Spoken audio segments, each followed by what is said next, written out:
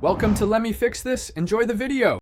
Start by rinsing 1/2 cup dried sea moss under cool running water, trimming discolored pieces and removing sand. Place the clean sea moss in a jar and cover with 2 to 3 cups cool water. Add 1 tablespoon apple cider vinegar and the juice of 1 lime to help release grit. Let it soak 12 to 24 hours at room temperature, rinsing once more after soaking to remove any remaining debris, then gently squeeze out excess water before blending. Drain the soaked sea moss and reserve about 1 cup of the soaking water.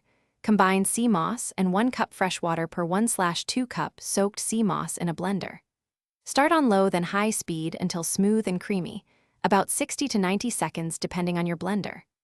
Add 1/2 banana or 1 tablespoon honey and 1 teaspoon vanilla for sweetness, or 1/2 cup berries and 1 tablespoon lemon juice for fruit flavor. Blend again to incorporate the added. Transfer the freshly blended sea moss gel into clean airtight jars and refrigerate.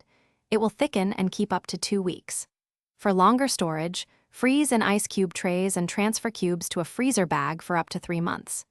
Use 2 to 4 tablespoons per day, stirred into smoothies, juices, herbal teas, or water. Do not boil the gel. Instead, warm gently if needed to preserve nutrients. Always shake or stir the jar before scooping to ensure even texture. Thanks for watching. If you found this helpful, don't forget to like and subscribe.